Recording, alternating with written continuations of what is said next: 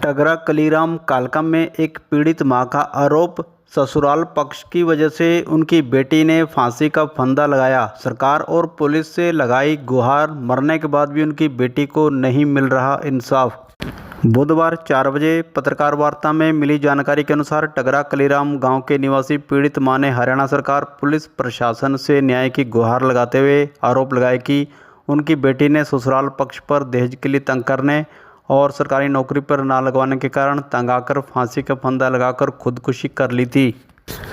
पीड़ित मां का आरोप है कि उसकी बड़ी बेटी पल्लवी ने ससुराल वालों के मिल रहे लगातार तानों से तंग आकर अपने घर में फांसी का फंदा लगाकर खुदकुशी कर ली थी, लेकिन उनको अभी तक इंसाफ नहीं मिल पाया है।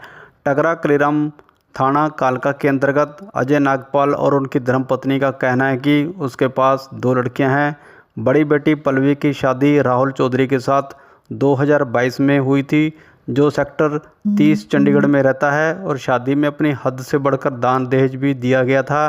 पीड़ित मां ने ससुराल पक्ष पर आरोप लगाया कि उसे दहेज के लिए और सरकारी नौकरी पर लगवाने के लिए लगातार लड़की पर दबाव बनाया जा रहा था। आरोप ये भी है कि उनकी बेटी पल्लवी को दहेज न लाने ससुराल पक्ष ने घर से निकाल दिया था और पल्लवी अपने मायके में आकर रहने लगी थी। इसके बाद पल्लवी ने अपने पति के खिलाफ महिला थाना सेक्टर 5 पंचकुला में दहेज प्रताड़ना का मुकदमा दर्ज करवा दिया था, जिसका मामला कोर्ट में विचाराधीन है। पीड़ित मां का आरोप है कि ससुराल पक्ष का कोई भी सदस्य कोर्ट में पेशी में भी नहीं आ रहा, जिस कारण उनकी लड़की पल्लवी मानसिक और आर्थिक रूप से परेशान रहती थी। पीड़ित मां का आरोप है कि ससुराल पक्ष ने उनकी लड़की को मानसिक और आर्थिक रूप से परेशान और तंग किया था, जिस कारण तंग आकर उनकी लड़की ने घर में चुन्नी का फंदा लगाकर आत्महत्या कर ली थी। पीड़ित मां ने ससुराल पक्ष पर आरोप लगाया कि ससुराल पक्ष के लोगों ने उनकी लड़की को आत्महत्या करने के लिए मजबूर किया है।